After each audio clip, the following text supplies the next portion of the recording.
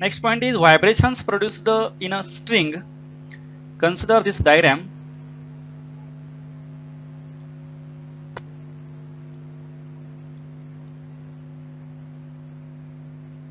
Consider a string of length L stretched between two rigid supports.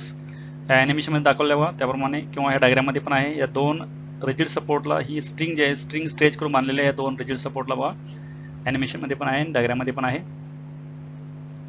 The linear density, that is mass per unit length of string, is m and tension T acts on the string due to stretching. म्हणजे आपण याला stretch करून बांधल्यानंतर यामध्ये जे tension produce झालेले तयार झाले ते कॅपिटल टी आहे आणि याची मास पर युनिट लेंथ त्यालाच आपण लिनियर डेन्सिटी म्हणतो. म्हणजे एका युनिट लेंथचं मास हे स्मॉल एम आहे.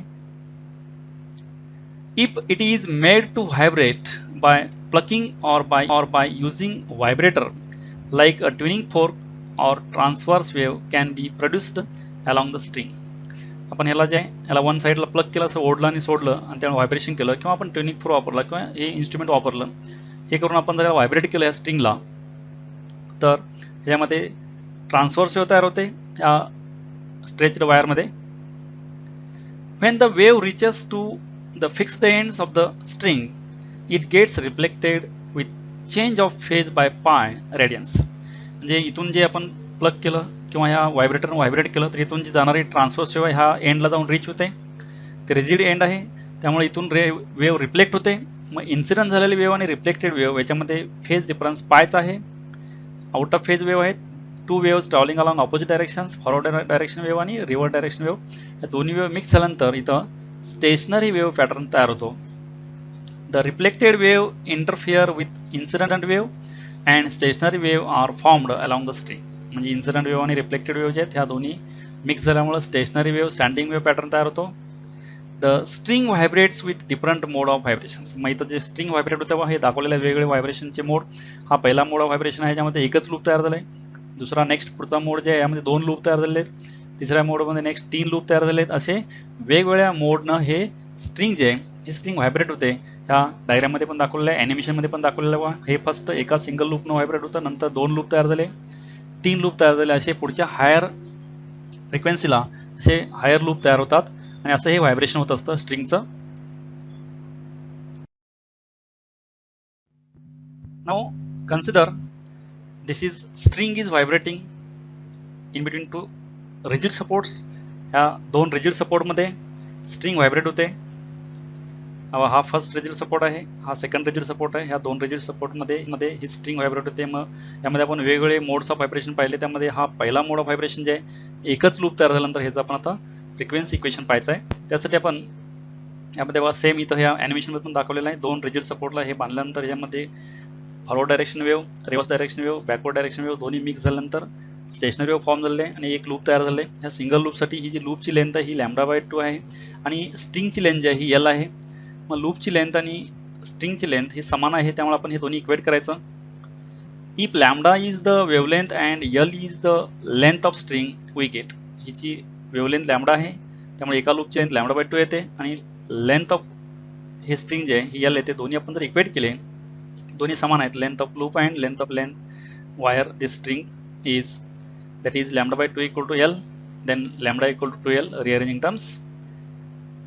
The frequency of vibration of the string. आता ह्या जे काही व्हायब्रेशन होतं ह्या फ्रिक्वेन्सी जे आहे ही frequency n equal to v by lambda, then putting value of lambda this is 2L, putting value of lambda 2L, and velocity of this string stretched between two rigid support, this velocity is given by root t by m.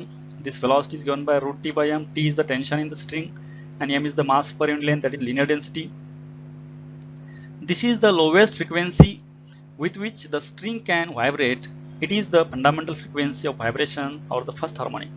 आता ही जी frequency आपण काढलेली आहे n ही lowest frequency आहे, कमीत कमी frequency आहे आणि याला आपण फंडामेंटल मोड किंवा फर्स्ट हार्मोनिक असं म्हणतो आपण. हे जे व्हायब्रेशन मोड जे आहे ह्या string stretched between two rigid support first mode of vibration fundamental mode याला म्हणायचं. याची फ्रिक्वेन्सी आपण जस्ट काढली आता इथं 1/2L root t by m n equal to, this is the frequency of fundamental mode.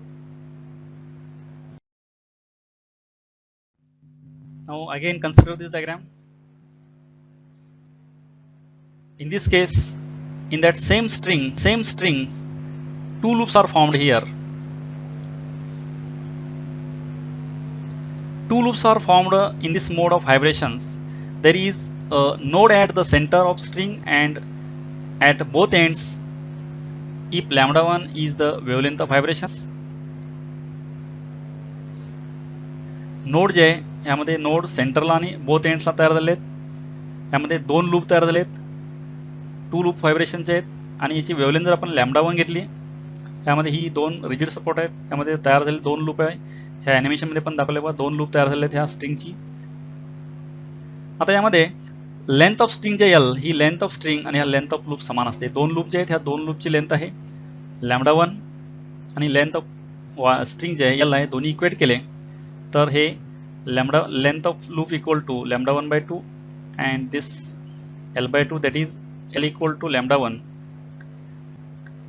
then lambda 1 equal to L. Thus the frequency of vibration is given by, आता याची frequency जी आहे या second mode of व्हायब्रेशनची ही आपण frequency काढायची आहे. ती frequency equation आहे n1 equal to this v by lambda 1, putting value of v is root t by m and lambda 1 is L, then this n1 equal to 1 by L root t by m. Comparing with fundamental frequency we get n1 equal to 2n. आता हे मध्ये compare केलं fundamental इक्वेशनला, fundamental equation आहे n equal to 1 by 2l root t by m, त्यामुळं n1 येतं 2 times n, म्हणजे next पुढची frequency जी आहे 2 times फंडामेंटल फ्रिक्वेन्सी आलेली आहे. Thus the frequency of the first overtone or second harmonic is equal to twice the fundamental frequency. आता यामध्ये हा फर्स्ट ओव्हरटोन आहे, this is n1 means first ओव्हरटोन, आणि हा सेकंड हार्मोनिक आहे, सेकंड हार्मोनिक फर्स्ट ओव्हरटोन. त्यामुळे फर्स्ट ओव्हरटोन जे आहे फंडामेंटल फ्रिक्वेन्सीच्या ट्वाइस असतो. हा first overtone second harmonic for the second mode of vibration. Again consider this diagram.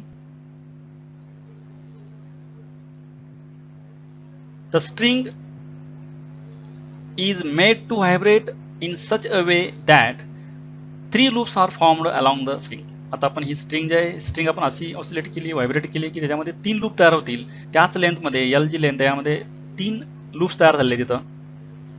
If lambda 2 is the wavelength here the length of one loop is, आता हे lambda 2 जर ह्याची वेवलेंथ असेल तर एका लूपची लेंथ जी आहे ही 3 लूप असेल तर L/3 एका लूपची लेंथ, मग एका लूपची लेंथ आणि ही एका लूपची वेवलेंथची इक्वेशन त्यावरून आपण इक्वेट केलं lambda 2/2 equal to 1 L/3, hence lambda 2 equal to 2L/3 rearranging terms. Therefore the frequency of vibrations, आता याची फ्रिक्वेन्सी जी आहे 3 लूप त्यानंतर जे काय फ्रिक्वेन्सी येणार आहे ती frequency equation n equal to v by lambda and v is this t by m root t by m, v ची value root t by m टाकली आणि लॅम्बडा जे आहे लॅम्बडा 2 हे इथं वरती आपण काढलंय 2L/3, रिअरेंज केल्यानंतर आपण 3/2L येतं आणि हे v ची व्हॅल्यू t by m आहे. This is frequency.